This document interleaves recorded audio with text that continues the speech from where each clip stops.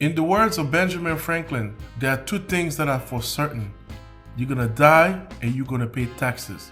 That's the only two guarantee you have from this life. So previously, I visited the cemetery and the goal was to show you guys a funeral in the Indian Fijian community. Unfortunately, when I arrived, the funeral already took place and I was told to come back the next day as they were setting up for the following day.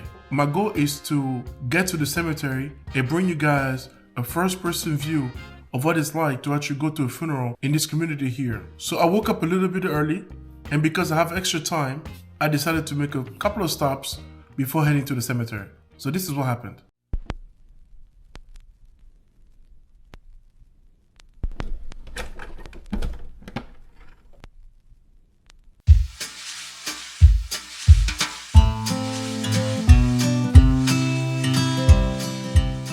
So we arrived now at the local market. We're gonna see what kind of products they have over here. Is this the vegetable market? Yeah. All right. So let's go ahead. Yeah. We'll take a look at what's going on. They have all kind of products here. Oh, so these are the vegetables. What is which one? Kava. Oh, this is what's used for kava. Yeah. Oh my goodness. All right. So guys, kava is the local alcohol, and if you've seen my previous video before, this is a vegetable root that they take and crush and then press into a powder, and then that powder is mixed with water, and then they basically drink it and it makes you really drunk. So this is the actual root right here that they use to make the kava right here. All right, and then it's turned into this powder here. Man, that's cool. They have it right here all over the place. And I was saying, people in my country love to drink, and this is very cheap alcohol, and it's stronger and cheaper. And if you had this in Cameroon, where you can just buy a little bit of this and get the community messed up for hours and hours, lights out. I am glad that Cameroon does not have that. Wow, the kava. All right. So this is the fish side. Wow. This is a stingray.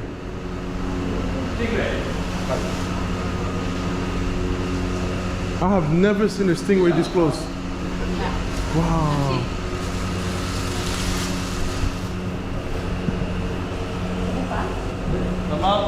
Guys, what you have here is the stingray.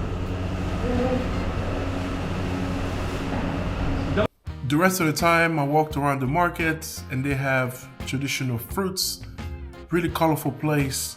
But due to time, I wanted to make another stop, and some of the items that they had, I actually recognized that from Africa.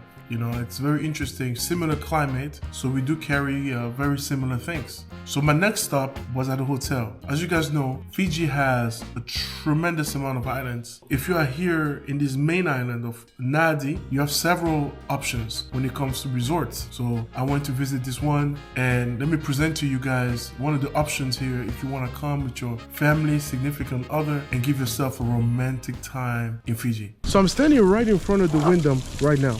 Okay, this is the Wyndham Resort, okay? This is the Wyndham Resort. I'm going to show you basically what the outdoor looks like so you can have a better idea. Oh man, I almost got ran out by that car. So you can have a better idea what it looks like besides what you see on the internet. So let's go. So don't stop believing that we'll rise up to the system that we wise up until we standing strong again. Don't stop believing that we'll rise up to the system and we wise up. So as soon as you pass the lobby, you have several restaurants over here, and this one even has a wine bar. Okay, so you can buy all your cookies and cream and chocolate and wine on that section right here, and fruits and all kind of good stuff. All right, so here you have a spa, you have a bar on that side. So this is a beautiful hotel over here. Okay, let's keep walking around. Unfortunately, I don't have access to the rooms, so I will not be able to show you guys what the rooms look like, but most people come here to go to the beach, so I want to show you guys, you know, just kind of complete what you already see on the internet. All right, so that's what you have. A lot of the rooms here have balconies. Maybe they all come standard. And it's so hot, you can dry your your bathing suits right outside. Wow, this is beautiful here. Very, very nice. Fiji is definitely a romantic destination. It's a good getaway spot, but I only complain because most of my trips I do this on mode solo. But if you come here with your significant other, you know, friend, girlfriends, whatever, you're definitely gonna have a great time, you know. It's just I try to focus on the people also. That's why some of my previous comments and some of my older content that you will see will be surrounding the locals as well. So this is what you got here. This is the Wyndham. Okay, it's gorgeous. Look at this place. At sundown, come down, think about where we are. It's a long way, way up to everything that we want. It's never too early to have a drink on vacay. Closer to the things we love. Like the sign says, calories don't count on holidays.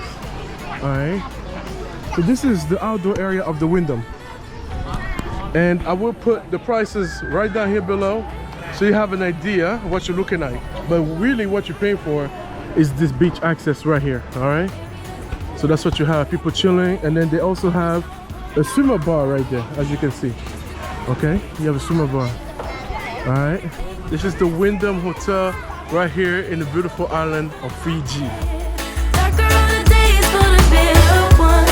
Baby, I'm just happy to be with ya. In our kingdom, kings fall dropping like little flies. There's a price to pay to getting the things we want. But if we take a moment to get closer, closer to the things we need, we wouldn't need to leave that looking at the things we have. Stay here under the palm trees. Won't you lay here, lay here? Let's get a little bit closer to the ocean. I have to go over this bridge here. And here we are. Definitely lots of beautiful options here to get yourself a drink, man. A lot of options. Look at this bar right here. Food and drinks, coconut weather station. So this is your beach area here. All right, and notice that you don't really get access to the water per se. I mean, you can, but it's a little bit secluded from now with these rocks. All right, so that's what you got here, right here. And if you want to go touch the water or something, which I'm not going to do, this is what you got right here.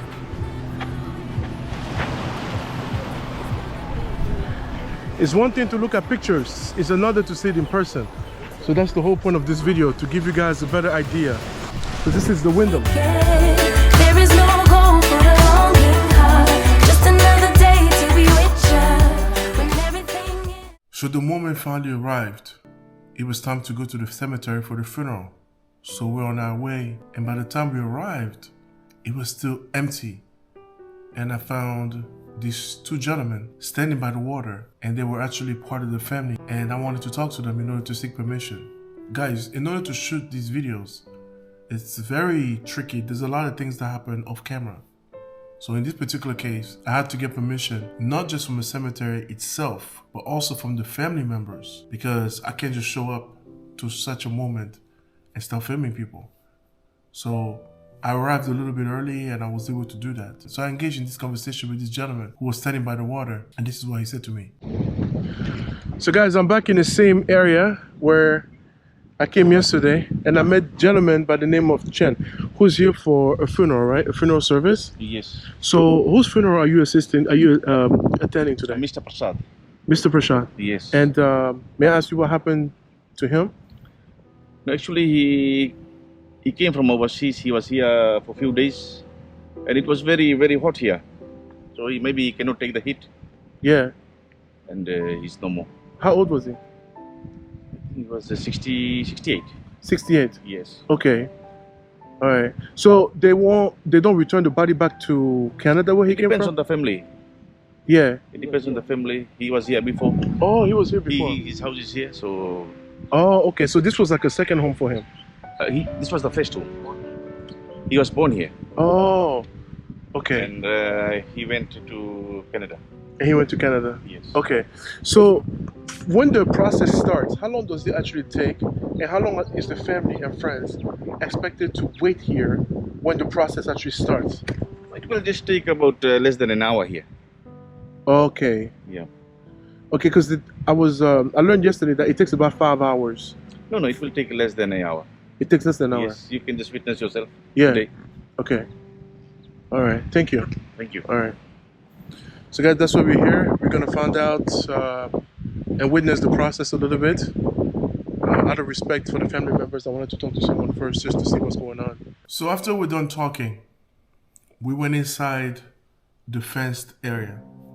They have 3 different places because they can actually cremate 3 bodies at the same time. So we're sitting and talking about everything regarding, their culture. And out of respect, I was not vlogging during the actual process. So I'm going to be showing you some images that I grasped, and you can see some of these moments here in this segment of the video. So guys, we're sitting there talking about different things. So we sat down for a while and we were chatting, and the first group arrived. So as we sat down, they brought the body over. It was in a coffin. So I asked them, basically what the role of the coffin is, because I know they're going to cremate the body. He told me it's strictly for transport. So what they do is they actually take the body out, they lay it down, they remove it from the coffin, then they take the coffin away. He basically told me that the coffin is strictly for transport. So from the funeral home, they actually bring the coffin over to transport the body to the cemetery. After the body arrives, at that particular time, they lay it down, remove it from the coffin, then take the coffin back, okay? And then the body is laid bare and covered with a white sheet. So at this particular time, there's like several rituals going on.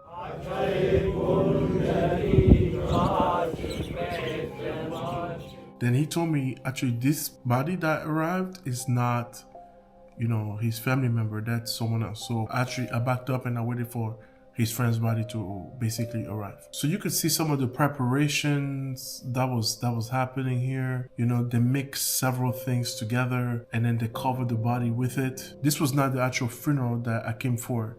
The body of the gentleman that we were expecting ended up arriving a little bit later, but I sat down and I was basically watching everything from a close distance. Basically same deal. A few people came on the bus and moved right away to the place. And I want to mention that there are no women or children here. I asked him if women are not allowed to attend. He said traditionally they don't come. It can happen. There's no actual rules that says they should not be there, but it's just become a tradition where women generally don't come and children as well. This is a very difficult thing, to witness. You can imagine your loved one, being cremated alive like this. This is something that I didn't know who this person was, and I was quite affected, and I still am, by what I watched today. But anyways, the body came, they moved it to the second location, and there's a lot of, singing that is happening, and some of the people have actually little containers, and they basically put together several things. I'm not sure what they are, but I'm sure they are highly inflammable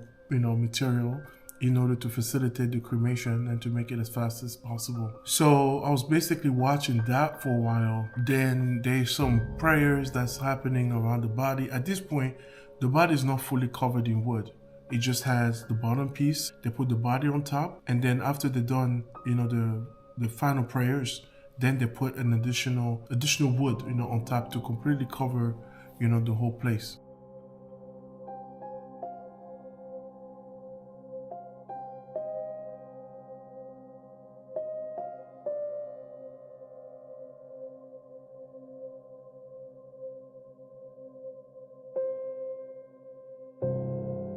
After, what I saw was a group of gentlemen getting together in a traditional way and basically just walking around, the body. that's completely covered at this point, and you know, saying different prayers and singing different songs. It was quite interesting to watch, you know. So they went around the body a few times, and they were holding, you know, the actual flame that they were going to use to ignite the whole entire, you know, place right there to, you know, cremate the body.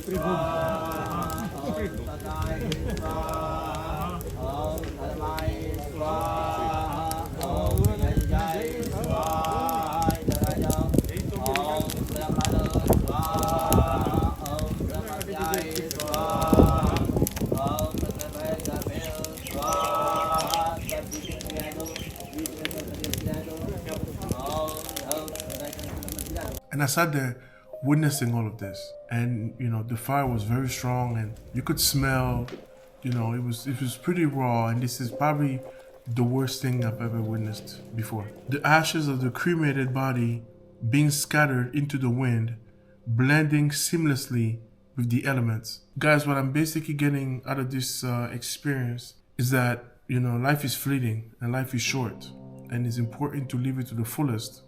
You know, what counts is not the years in your life, but the life in your years. Because you never know when your last day is.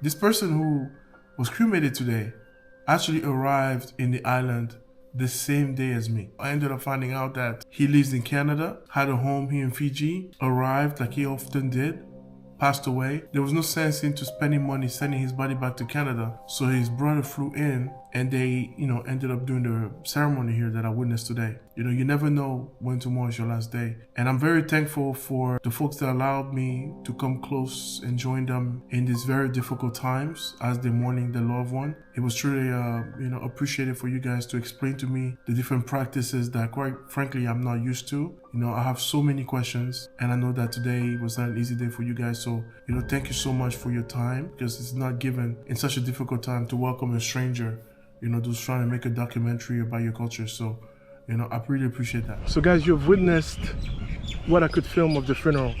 I had to do it with respect for the families, so I couldn't get too close and I couldn't get on people's faces out of request by the family members that I spoke to that authorized me to film this. The whole idea is not to show you something gruesome, but to show you how Indians bury their dead. This is about the culture and the differences. I have to say, for myself, it is the first time that I ever see something like this before. I've heard about it, but I have never witnessed it personally. it's very interesting how different it is to the traditional coffin being buried and everything.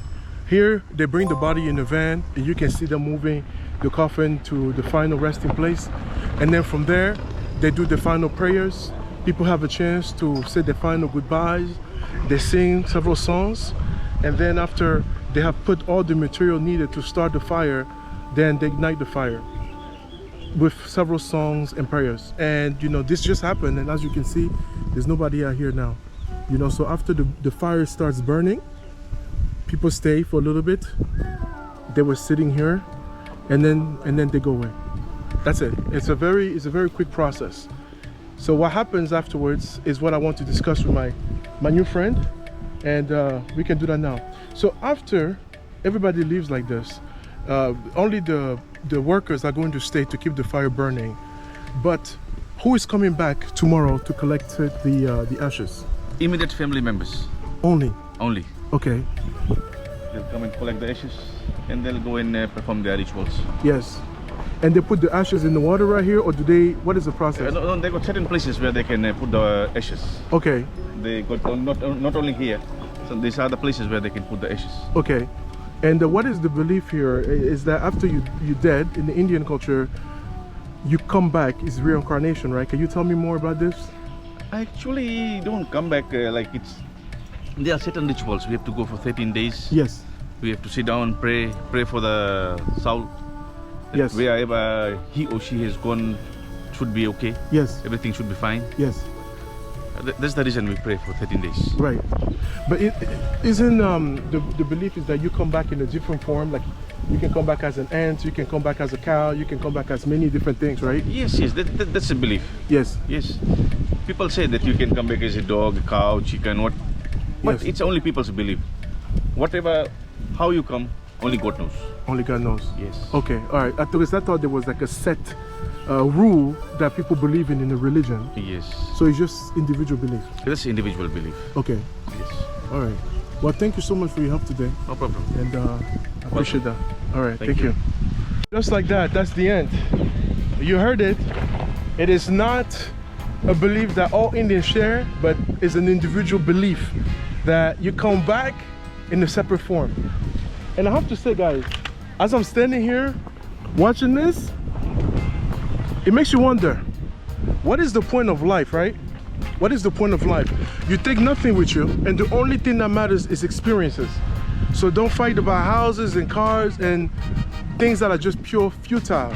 The most important thing in life, like my friend was telling me earlier, is to be kind to everyone. Because one of the person that is whose funeral is today, he came here in Fiji on vacation, and that was it. You never know when your last day is. So take advantage of this. Don't let your jobs, don't let your marital problems, don't let your relationship problems prevent you from having a good time, because life is very short and life is very special. And at the end, ashes to ashes and dust to dust. Thank you for watching, guys, and I'll see you on the next one. Whenever you're down, out in the cold, faithless and dark,